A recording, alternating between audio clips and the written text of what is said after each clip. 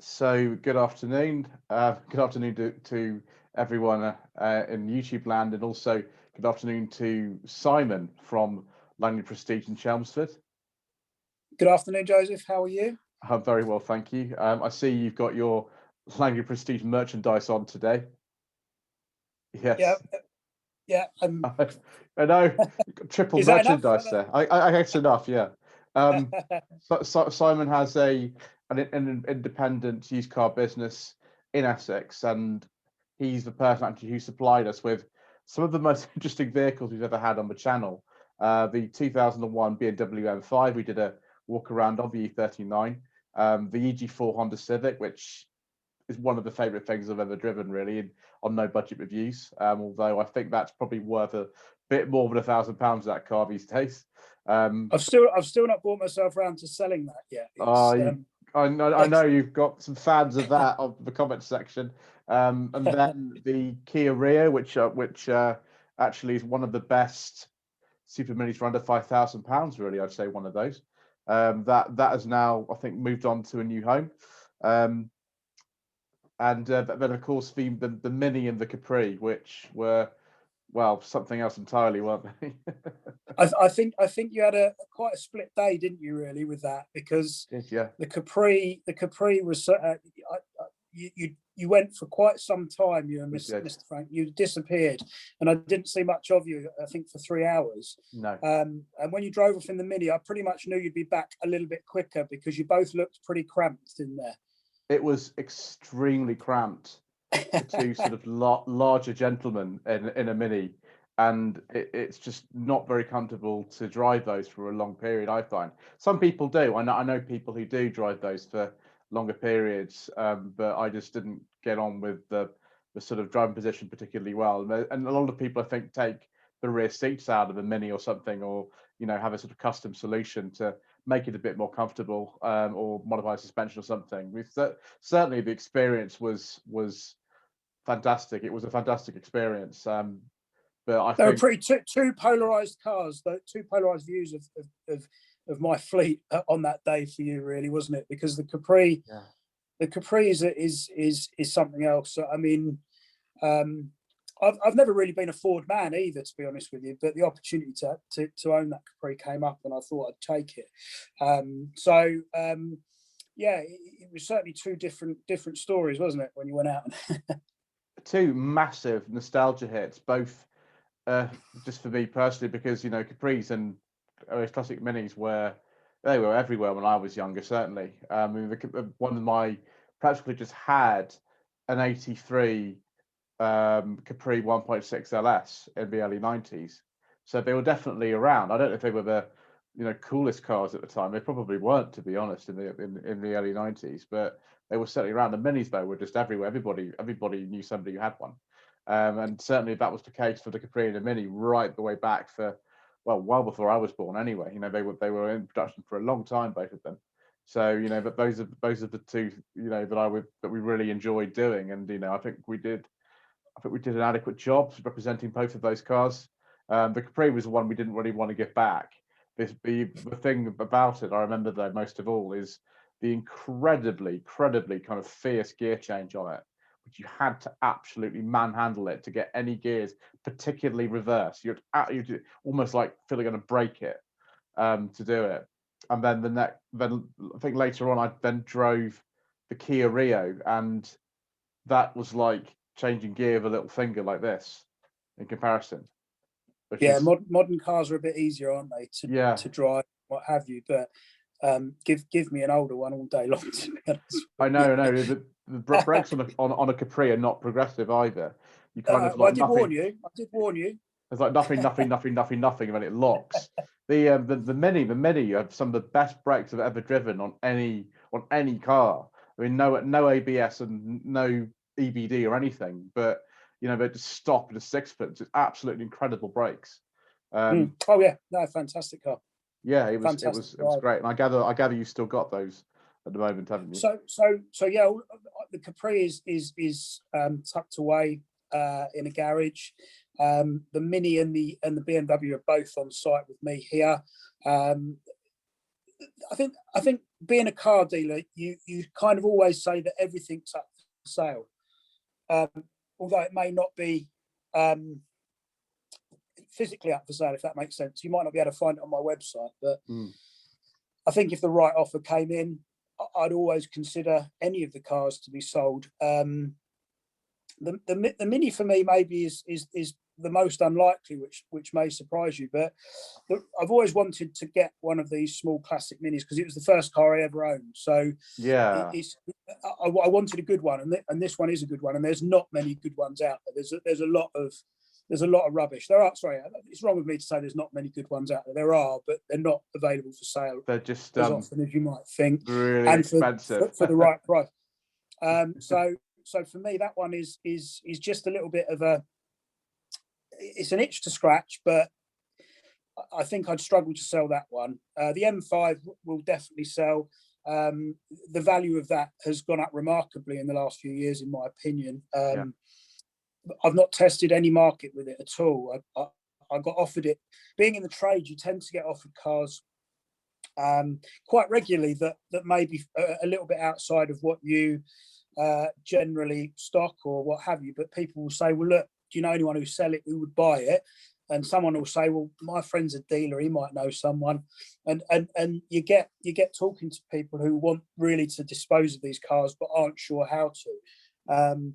So that's how I picked up the M5, and it's a stunning example. It really is. I mean, you did the walk around video, the history, the provenance, the owners, the mileage, everything about that car is spot on and right. And it's only ever going to go up in one direction. So for me, it was a bit of a no-brainer. I gave the guy a fair price, exactly what he was looking for, but I'm going to take some benefit as well over the appreciation of that car in the next year or so. So it's one of those sort of, that one I have bought for stock, but I've always got something in the back of my mind about, it's nice to own them, but it's also nice to sort of maybe, use them as a bit of a pension fund in some respects, and see some appreciation, because the modern stuff doesn't do that. The modern stuff, you buy in and you want to sell that as quickly as you can. That stuff's obviously always moving in the wrong direction. So it's nice to be able to invest some money into stuff that should, in theory, go up. Yeah, exactly. And the E39s of any description are going up. There are still some sort of really tatty 500, 600 pound E39s out there with 2 months on MOT left on them. But with an M5 E39, certainly the one that you have, though, that is sort of almost a perfect spec for an E39 in terms of desirability. And it's a 6-speed manual and everything. It's got a very good, as you say, service history. The mileage is quite good on this as well, and the condition of it is fantastic. It's in really nice condition. It's not 100% perfect. It's not like BMW Museum, but then again, most people don't want that sort of thing if they want to use it, do they? Well, the chap I bought it from, it was his daily car. It was used from, it wasn't, the car's not been garaged all of its life and cosseted, and that may put people off it a little bit. It's never been a museum piece, but you wouldn't know that because of how. I mean, it was garaged, but what I mean is he used it. It wasn't. A lot of people, me included, with some of their cars, don't like to take them out in the wet and in the salt on the roads at the minute. And this car was used, but you wouldn't know it. We've had it up on the ramps. We've looked at it. It's in great condition, but it was used beforehand. It wasn't bought as a collector's item. It was bought to be used. It just so happened that he kept it for a long period of time, to such a point now where the values on them started moving in the other way. And it's always nice if you can get to that point with ownership of a car, because it does, there's only certain cars that are ever going to do that. You're not going to see that with every car, that's for sure. No, absolutely not. And how did you actually first get into the car business? Because it's not something you've actually done all your life, is it? At all? No. So it's something I probably should have done all my life, but I was brought up in a car family, if you like. My dad was a car nut. And I was listening to or watching your video with Planet Auto that you put out. Was it yesterday morning or this morning? With Annabelle, yeah, this morning, yeah. With Annabelle, yeah, and she was talking about the Jensen FF. Yeah. Because my dad had the Interceptor Series 3. Mark III. So it sort of struck a note with me, that one. And as you know, I've got a picture of that car up in my office. And, that's right. Yeah, I've seen it. Yeah. So we had some great cars in my youth. Couple of Sierra Sapphire Cosworths, an MG Montego Turbo, which absolutely we love things like that. Well, you just wonder why you sold all these cars, don't you? Really. Volkswagen Beetle, which we still own. The family you still got one, haven't you? My sister owns that.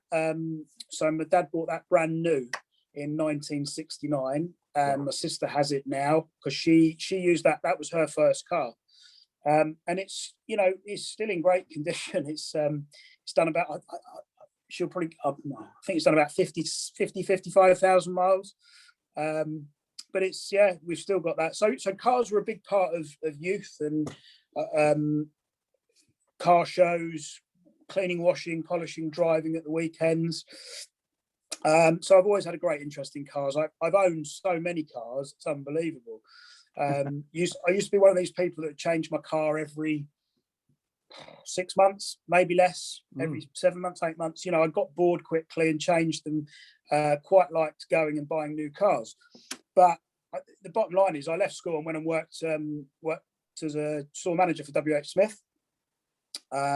Worked my way up to become a store manager, I should say, as a management trainee through the ranks, and spent 18 years of my life doing that. And but in the back of my mind, I always thought, selling cars is what I really want to do. And I was driving home from work one day, saw a sign outside the local Peugeot dealership, and it just said sales execs required, no experience required. So I thought, I think it was 2011. So 10 years ago. 10 years ago, yeah. 10 years ago. So I was 34. And I thought, if I don't do it now, I probably never will. So I just went for it, and they offered me the job. I gave them 3 months notice into Smith's, and went and started selling cars, which is completely different because I've been in a management role, and now I was back just me. I was a sales exec answering to the management team of the dealership, and I was starting to sell cars, and I did okay. I did all right. I sold good volumes of cars, and managed to work my way up to a management position with Peugeot. I did. I think I worked with Peugeot until late 2016. Sorry, and at that point, I decided that I just wanted to go and experience a different brand. Okay. So I did sort of 5 years with Peugeot and Citroën. So I was I moved from my local Peugeot dealership to one in Romford, which had DS, Citroën, and Peugeot all under one roof. Sure. But in 2016, I decided I wanted to go and work for a different brand and experience something different. So I left and went and worked for Land Rover, sales manager for Lookers Land Rover in Bishop Stortford. Brilliant, excellent brand in my opinion. I have, JLR is a product that's close to my heart. Love the cars. I still sell them through my business now. I know they're not everyone's cup of tea, and I understand that, and I understand why. But for me, it was a great brand, British brand to go and work for. So I did 2 years with them, and at that point, I say at that point, but it was really sort of a process of building up to setting up Langley Prestige. That was always going to happen. It was just when, and it was choosing the right moment. And I think I just about got the timings right, to be honest with you.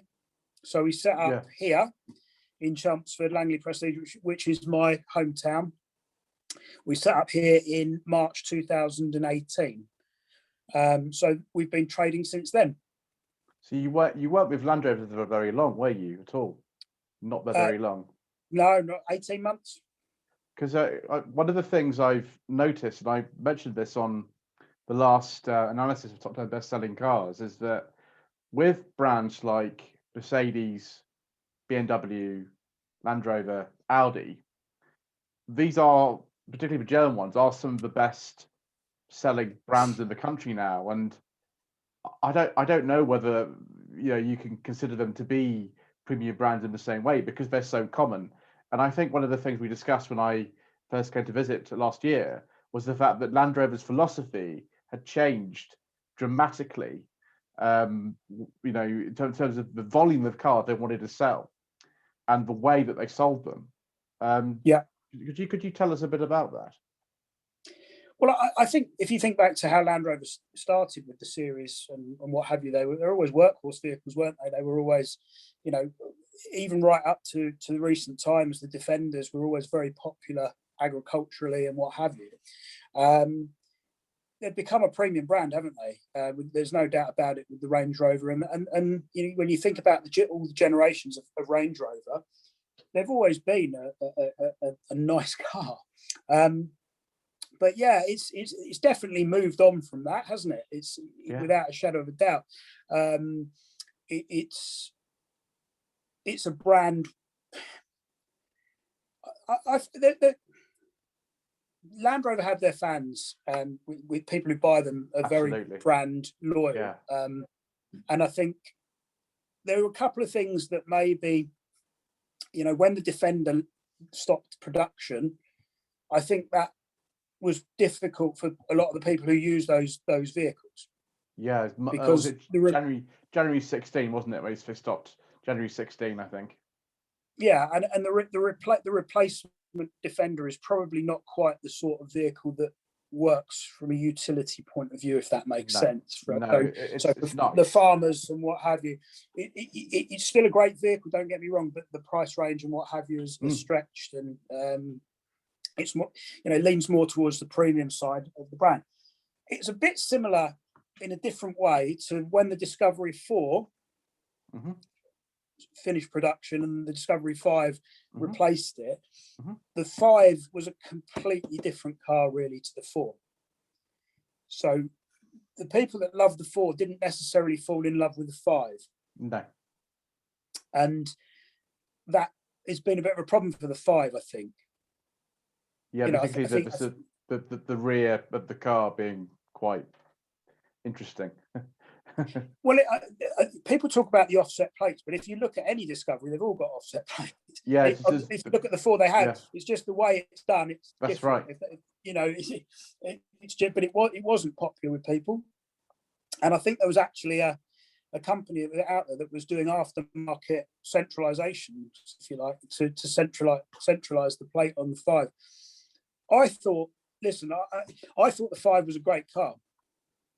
When I drove it for the first time, I was really impressed with it, but I wasn't coming at it from being the owner of a Discovery 4. No. So I just thought it was a good car, but I could see why people who had owned the 4 were maybe not as keen on buying the 5 as maybe people thought they would be.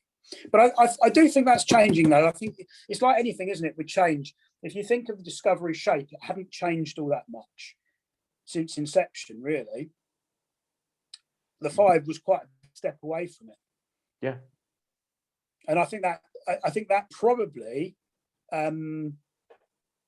best sums up what we were talking about there in terms of how Land Rovers move forward as a brand in that respect, because the cars are now potentially for different purposes.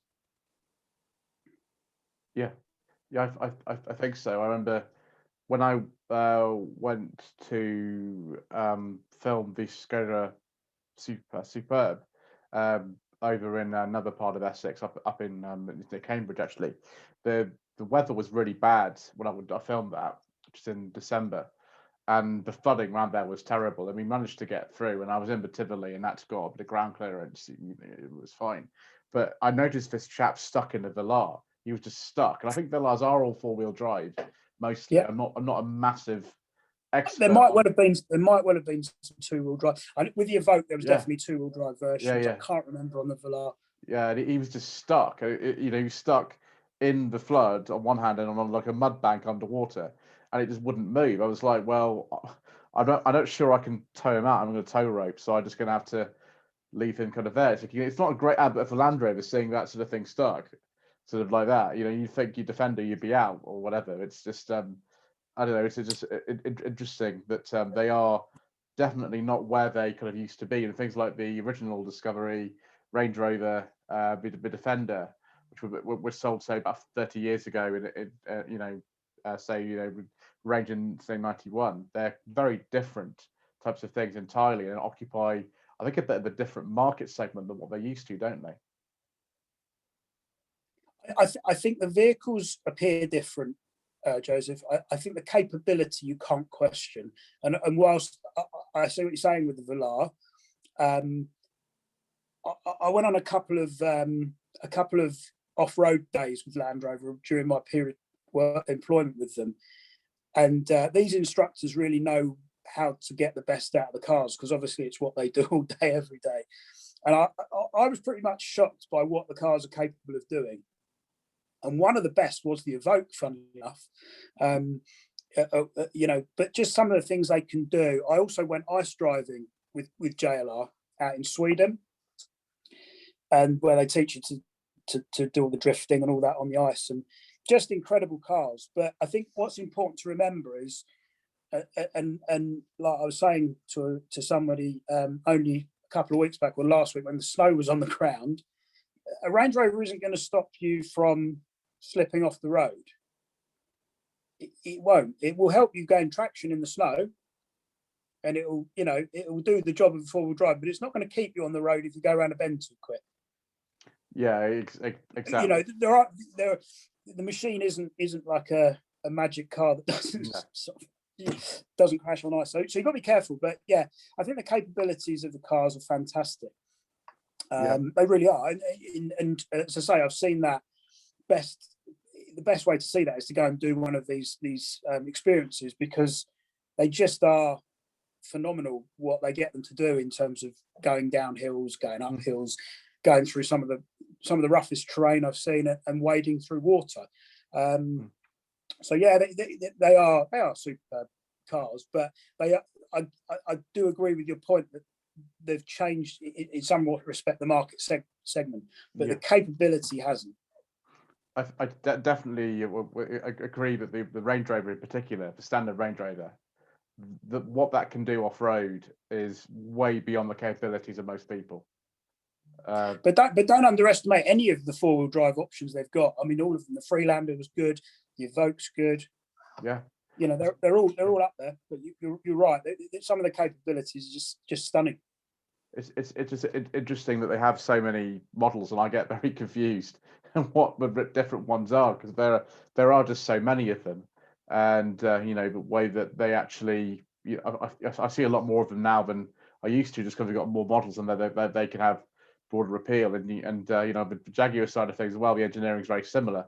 So but they've got a lot more market share than what they used to. They are a much more common sight on the road. And you know, the interiors in particular, I think, of the Jaguar or Land Rover are very, very nice. Very nice place to be, aren't they? I mean, yeah, it's the Evoque. The Evoque really for Land Rover was one of those models that really pushed it into that, because there's just a lot of them about. You know, very, very popular cars. But equally, the Discovery Sport, which is essentially the replacement for the Freelander, again has been hugely popular. So that's why you'll see a lot more of those sort of cars on the road, because they just have been very popular. Yeah. And they're the ones we sell. We tend to sell Evoques, Discovery Sports, Freelanders. That's where I sort of focus. If I'm going to stock them, that's what I stock. Yeah, I know you had a couple when I was there, didn't you? So just to go back to your previous sort of career before Land Rover with Robinson Day, wasn't it? Which is that's right. They're the main importer, aren't they, for Citroen, Peugeot, and DS in this country, aren't they? They're the sort of people who owned by the import side, aren't they? So they're the manufacturers retail group, yeah. Yeah. So yeah, they're effectively the manufacturers retail group. which now includes Vauxhall, obviously. Yes, of course, and now it's Stellantis, and so it's like everything. Stellantis, that's it. Yeah. All So sorts going on. you were there at quite an interesting time from 2011 to 16, where a lot of the Peugeot models that were sort of coming up for discontinuation were not probably the best that they've ever made. Whereas I think starting from I'd say from the 208, they've massively improved. The engineering's improved, styling's improved. I think the desirability of them has improved. What was it like, kind of working there during the sort of transition period between the sort of older and the newer models? So when I first walked into the showroom on my first day, in the new car showroom at that point, you could buy a 107. Yeah. You could buy a 207. Yeah. You could buy a 308, but the older shape. So the 307 had moved on, so it was a 308. The 3008 had just been launched, or the 3008, whichever way you want to call it, had literally just been launched. So that was a new model. The 5008 was the same, just been launched, and you could buy a 407. Yeah, and I think the RCZ was just about to be launched, if I remember rightly, or had just been launched. Yeah, it was launched in 2010, I think. Yeah, 2010. Yeah. I think it was 10. So the RCZ had just sort of come in as well. So I joined it at a point where new models were beginning to filter through. So the 3008 and 5008, I suppose with the 5008, it was a market Peugeot had sort of been in before with the 807 and what have you, the 7-seaters. 807, 806, why are those? There are hardly any around of those now. Really, none of them left. But the 3008 was a bit of a new one because it was like a crossover SUV sort of, and that was the one they had a lot of hope for. And it was a cracking car, and actually the new model was equally a cracking car. Yeah, it's really good, the 3008 now. But the 3008 was a very credible car for Peugeot, and they did very well off the back of it. I think anyway. And then the following year they launched the 208. So the 208 to replace the 207. So as I say, I got into the brand at a good point because they were just going through this cycle of changing pretty much every model. The 508 was launched that year as well. And then the 108 came probably, I think that must have been about 2014. Yes, 2014, 15, something like that. Because when I drove an Igo, but it was a 2014, but it was a first generation one, so it must have been about 2014 that they changed. I think it was a cutover plate that. I think you could get the special edition 107s. But yeah, so when I first started there, what I was selling new was sort of special edition 207s.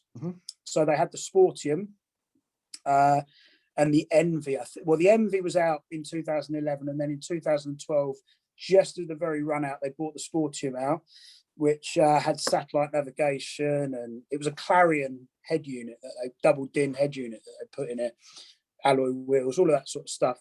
And they were cheap cars on PCP, so they were good sellers. 107s were always popular. You sold less of the 508s, 407s, and 3008. Although I said it was a great car and was selling well, it wasn't one you sold loads and loads of every month. So the majority of my volume was coming out of 107, 208, 207, 308, with the odd 3008 dropped in, But it really was quite a key time for Peugeot, because I think off the back of that, if you look at the model range today, oh yes, it's so far advanced from where it was 10, 12, 13 years ago. And I always get the impression you're not the greatest of lovers of French cars, Joseph. But, no, I'm not, despite having French ancestry, despite actually having spent a lot of time over there, and having actually got a degree in the language.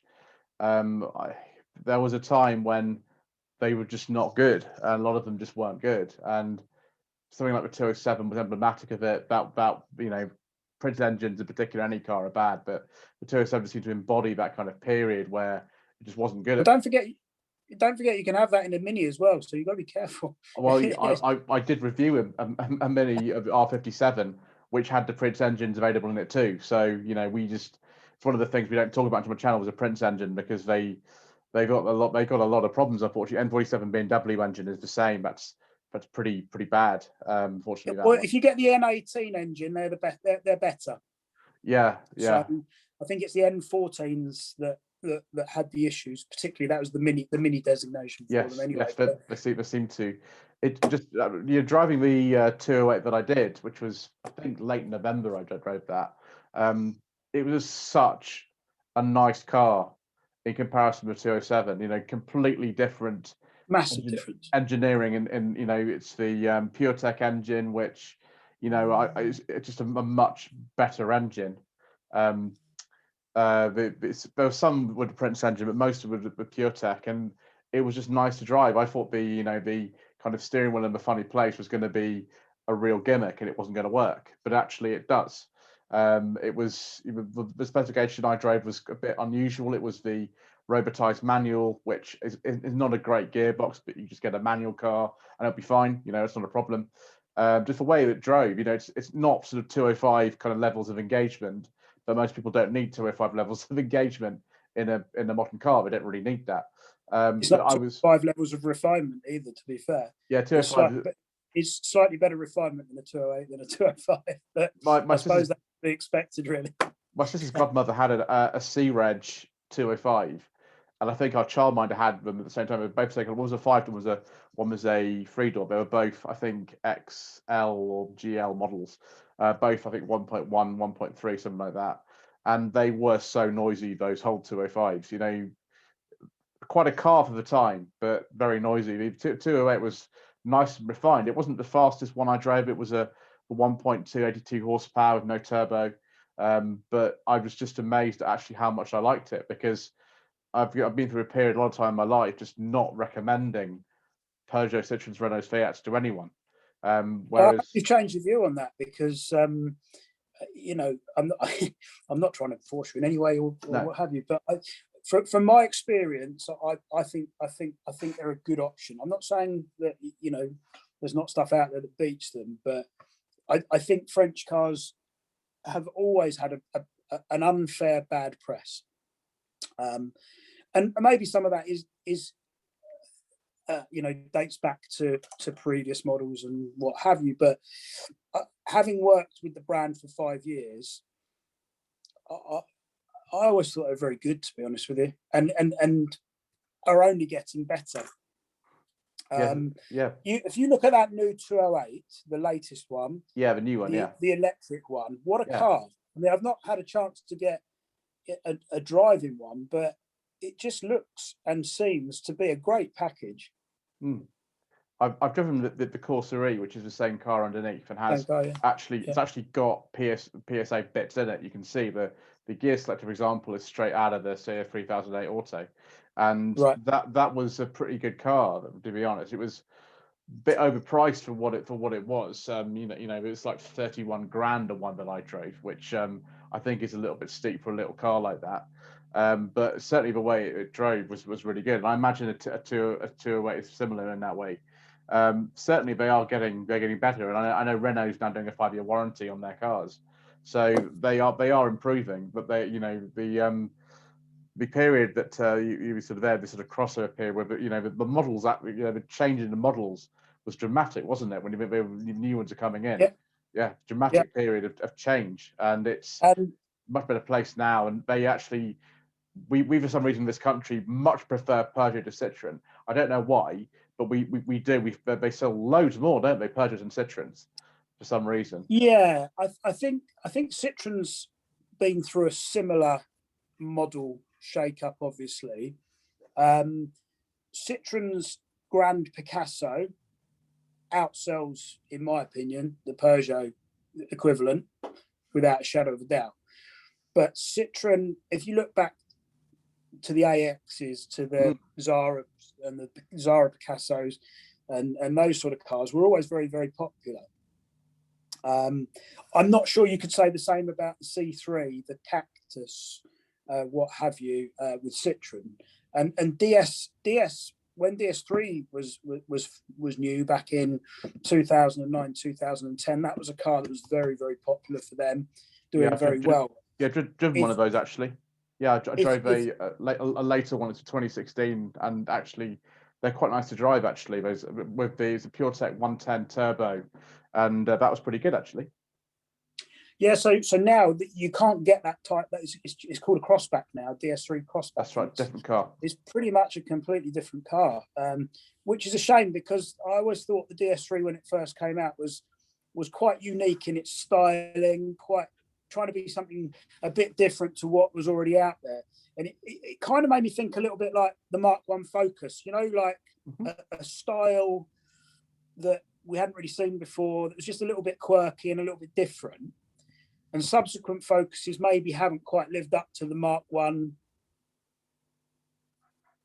That's just my opinion. It's that sort of thing with the DS3, I think. It was one of those cars that when it came out was very, very popular, but always was going to be very, very difficult to replace. Yeah. And I guess it remains to be seen if they have. Yeah. It was a nice car. I had a couple myself, actually, when I worked there. And yeah, nice car. I mean, at the moment, DS in this country, actually generally in Europe, they're quite a minority brand. I know the CEO of DS has apologised for them having quite a weak market performance, because the problem isn't so much, I don't think, the cars they're producing. It's the fact that nobody just knows that they exist, and that they would much rather just go and buy an Audi, BMW, Mercedes, which why those brands are so kind of big in this country now, because they have these cracking deals or whatever on the PCPs and leases. And I think that plays a big part in it, Joseph. The residuals that you get with Audis, BMWs, and what have you support PCP payments. Don't forget. Oh yeah. So that is, if you're going to get a strong residual on an Audi, you can it wouldn't be unusual to be able to buy a brand new Audi for a cheaper monthly payment than a Citroen.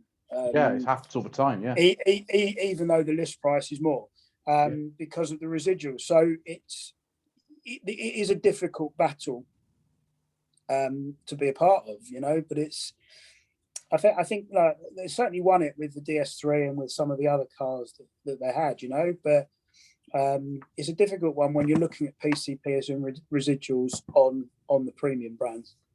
Yes, exactly, because some of the top selling cars in this country are the 1 Series, A3, and the A Class. A Class in particular, for some reason, people love those at the moment, which means that you're far more likely to see an A Class now than a Focus, which is, to me, is bizarre. Like, often the A Class does outsell the Focus, and at the moment with the situation that we're in, which is crazy, with I know you can't sell cars in the same sort of way. You're on Big Collect, aren't you?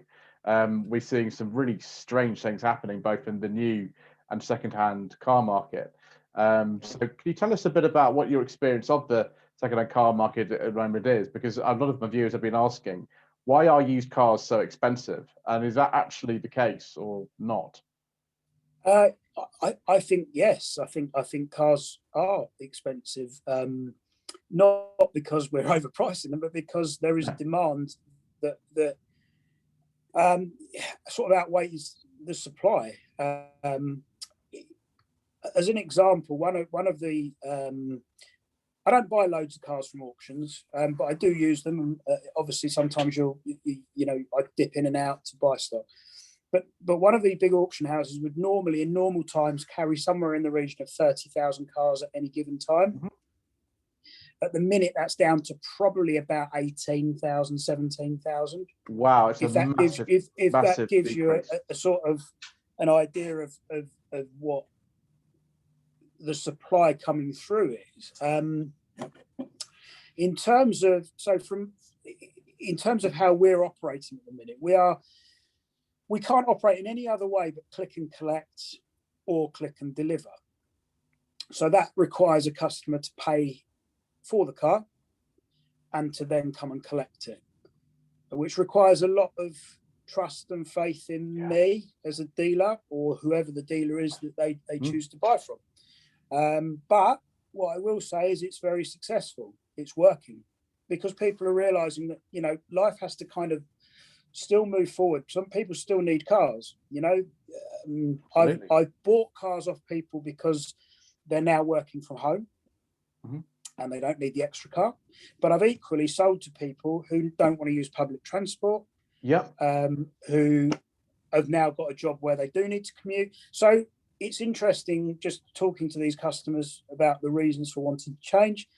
Some of the normal reasons for wanting to change are still there, i.e. the car that they've currently got is ready to die, or is about, you know, has died, or what have you, or there's been an accident and they need to replace the car for that reason. And there's equally still the people that just desire a new car and want to change because they're bored of the car they've been driving for the last 3 years and they want to go and change it. So all of those customer types are still out there.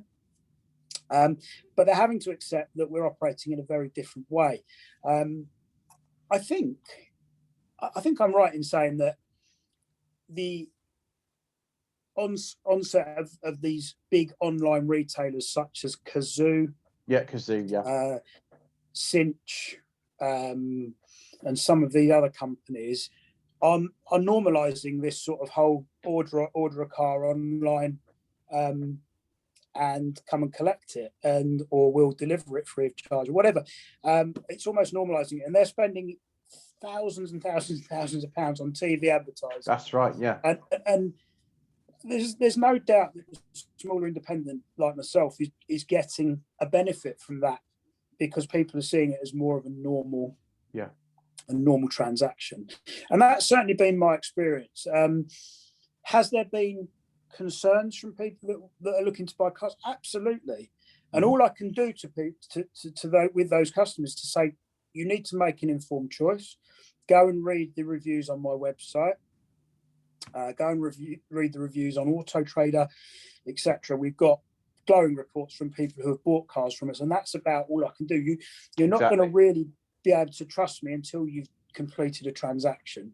But we're very keen to ensure that we want to build a reputation for ourselves for the long term, not for, you know, just the short term, and not worry about what happens with after sales. So after sales, getting the after sales side of it right is crucial. Yes. But yeah, it's amazing how many people are now adopting this new process, and all the people I've spoken to who have bought a car from us this way, completely contactless, you know, they don't come into the office, they don't come into the building, the car's sanitized, it's outside, it's paid for, the keys are in a sealed bag, all of this sort of stuff. Sanitized, and everything's done. Paperwork is all emailed over, signatures done on clipboards. So it's a very, very, very slick process. And some of the comments I've had is actually, this has been really easy, maybe one of the easiest car purchases that I've ever done. So I think we are seeing a move towards it. Yeah. And it'd be interesting to see when we get to reopen again, quite what will happen. I'm sure there are still people that want to come and test drive a car, and I get that. Of course there are. But you know, there are laws in place that protect consumers when they complete a distance sale, which is essentially what this is. So they get added protection by buying the car in this way. So it's not like it's a complete blind faith, we've just got to take a risk. They do get added protection. Yeah. But it works both ways for both us, the dealer, and for the customer, and it works really well. So from that point of view, we're seeing it work very well. In terms, you asked about values. Values move daily. I can look at one of my cars and it will be well priced, and then the following day it will be overpriced, and then the next day it will be back to good price, and then another car might be good price and then it drops down to low, and we have to increase the price and what have you. So I would say that pricing of used cars has never been more fluid than in the last 5 years, in the sense that you're going to have to pay, put it this way, it's more likely that you're going to pay the screen price on a car than now than what you would have done 10 years ago, because the internet's made everything so transparent. Mm-hmm. I can't put a car up for sale £3,000 worth more than it's worth, or £2,000 more than it's worth, because it will just look hugely out of price, kilter with everyone else. So we all buy them for the same amount, pretty much, and we all pretty much try and sell them for the same amount as well. You know, everyone's looking for an edge, of course. But I'll give you an example. I've tried to buy 5 or 6 cars this week because we've been quite busy with this, with the click and collect, and I need to build stock up again. And I've not been successful in buying any cars this week. Oh wow, yeah, I get it. Yeah, right. So and the reason for that, Joseph, is the price they've been sold to people at prices I'm not prepared to pay. Oh, so that values must be sort of increasing then in that way.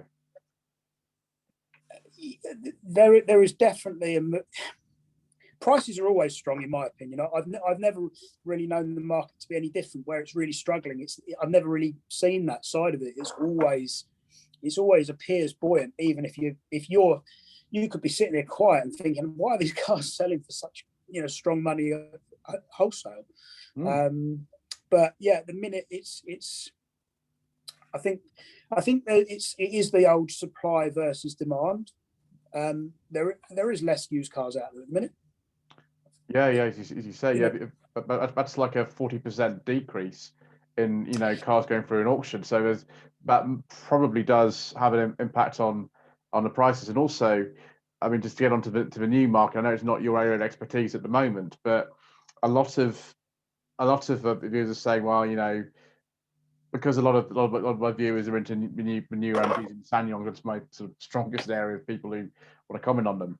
They say, well, I've seen that an MG5, MGHS plug-in hybrid, the 2 new models that have just come out, but they're massively discounted from new.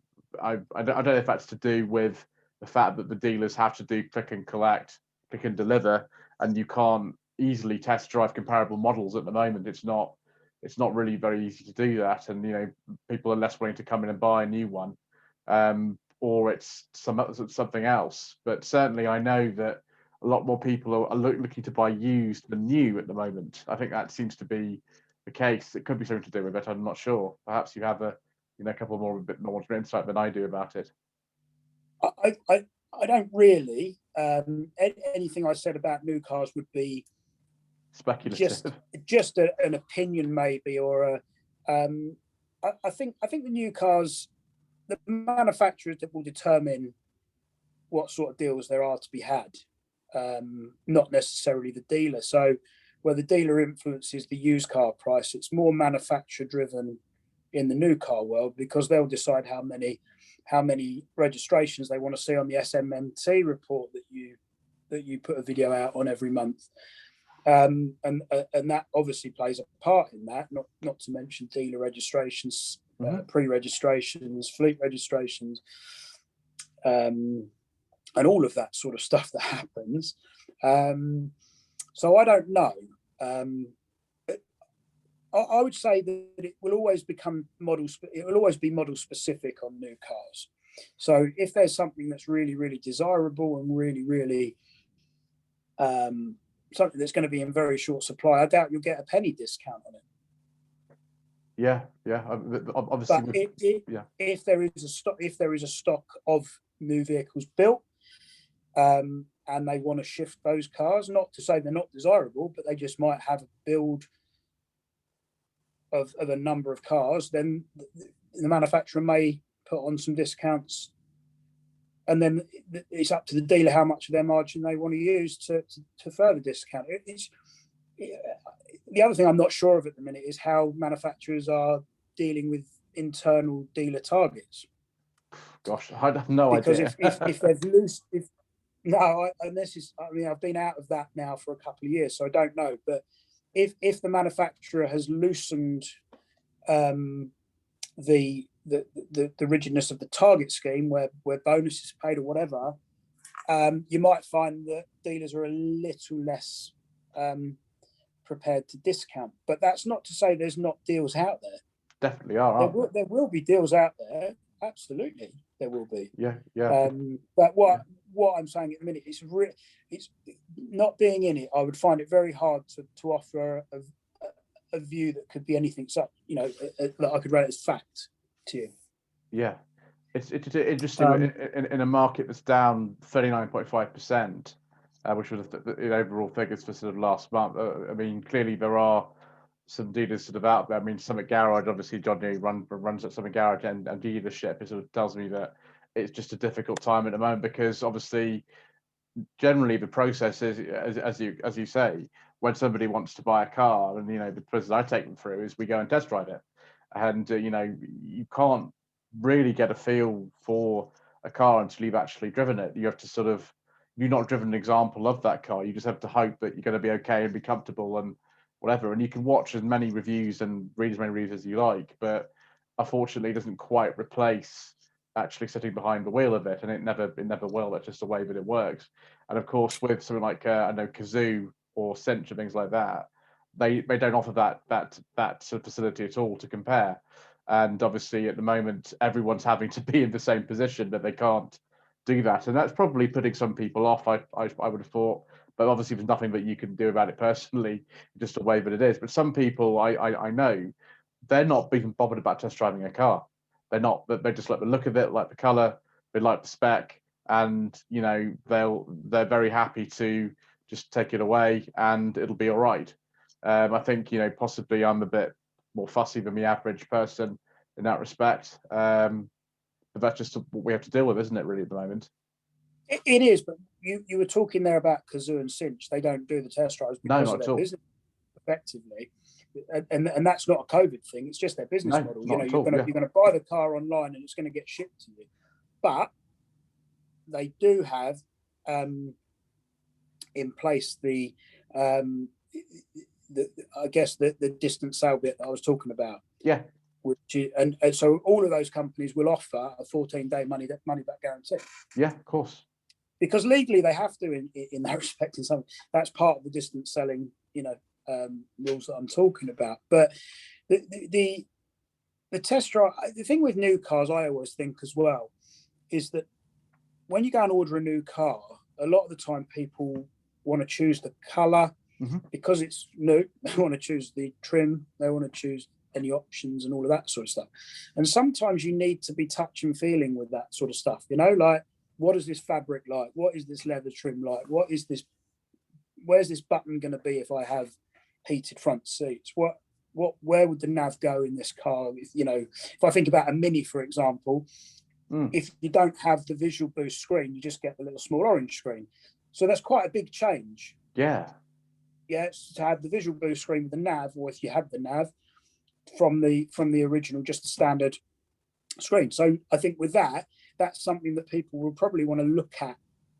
And I wonder if that's impacting on new car sales a little bit. Whereas used car sales, definitely. Used car sales, a used car is very unique, isn't it? Yeah.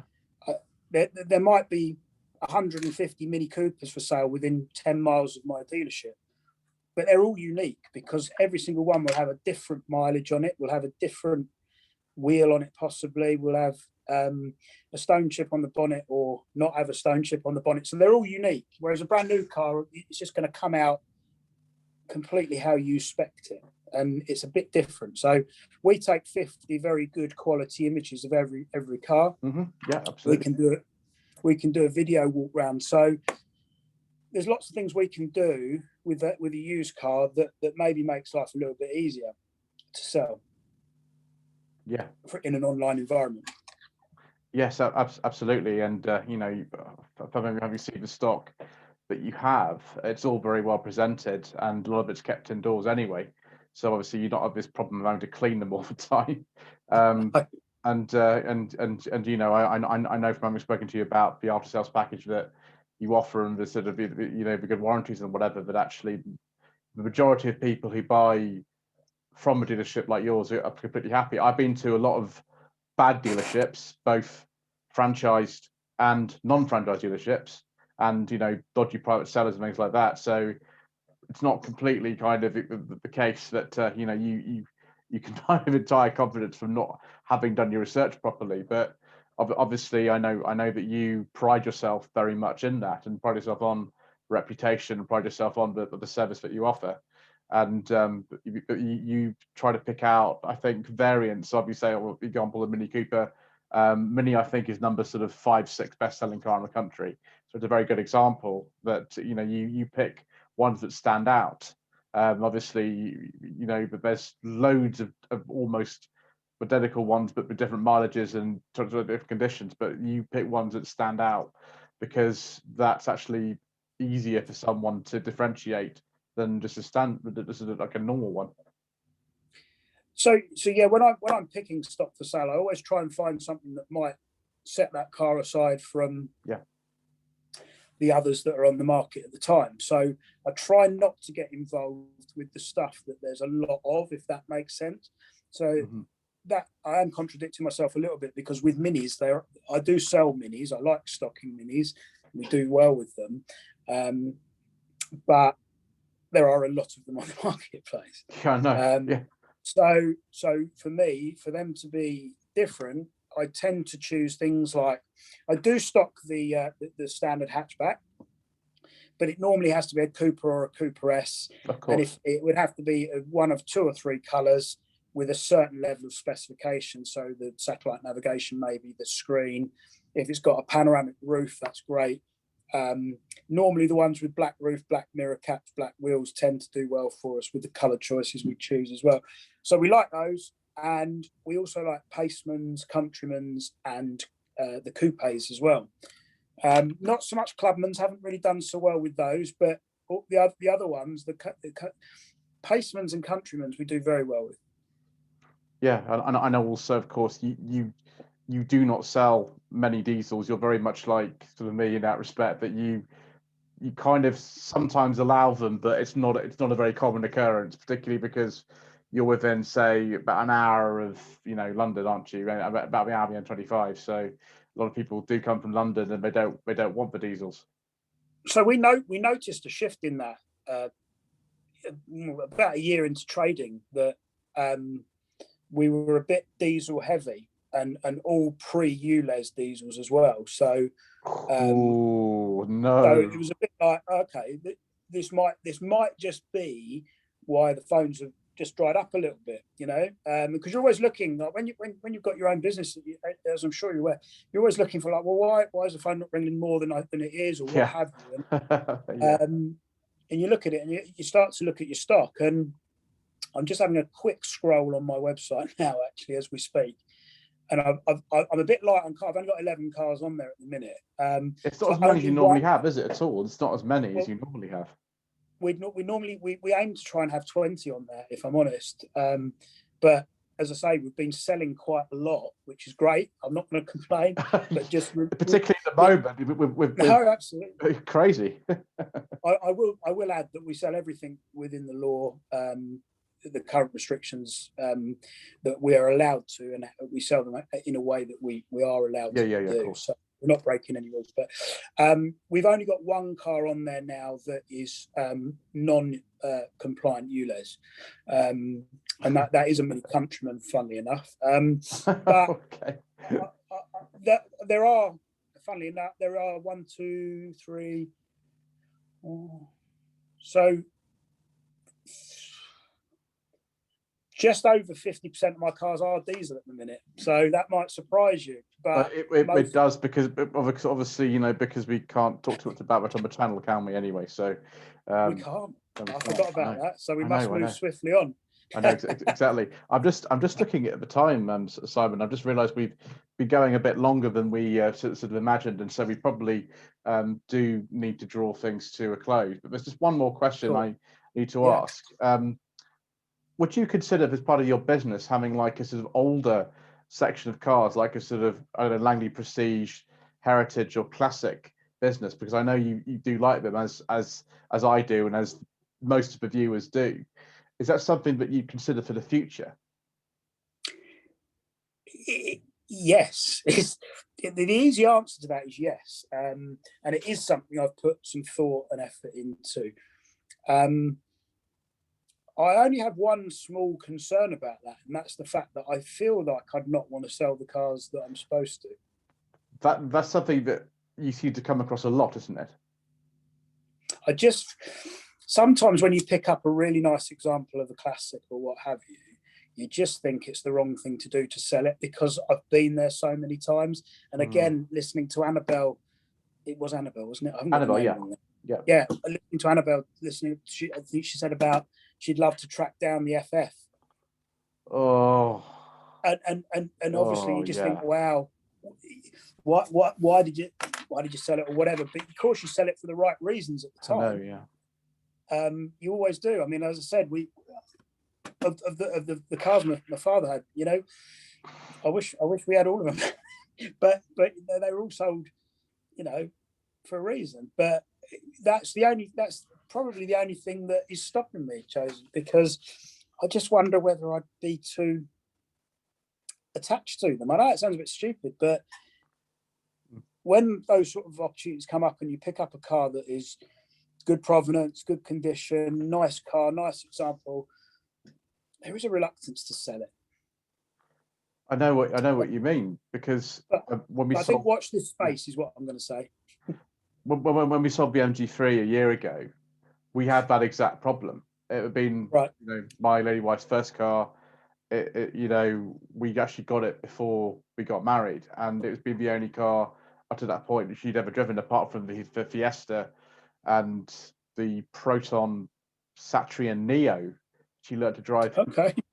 Yeah. And I think a Corsa that she did, apart from driving school cars, that was the only car she'd ever driven. And it was, you know, we got that when we weren't even engaged, I think. And I know it's, you know, it's a lot of people think, oh, it's not that interesting a car, but to her, you know, she doesn't particularly into cars or anything like that. That was what she sort of knew as a first thing, and afterwards we kind of thought, should we really have sold it? Should we honestly have done that? And you know, the classic cars were even worse. You know, the old Dolomite that I used to have was like that. A lot of the Rovers that I had are like that. You just don't know whether or not you're making the right decision, because are you ever going to find another one like it? You know, obviously the 45 B6 I've got at the moment, there are 90 left of them taxed on the road, and the numbers are dwindling by 10% a quarter at the moment. That's how rapidly they're sort of, you know, rusting away, or there's some catastrophic engine problem with the KV6 or something like that, or some other issue, because they're not worth a lot particularly. What's the tax like on those, Joseph? It's bad. It's 330. Right. So that I often find that's quite a big a killer of cars. I know. If they're real. I had a TT 3.0, a Mark II TT 3.2 V6. Yeah. That was 500 quid to tax a year, and we really struggled with inquiries on that car because of that, I think. So yeah.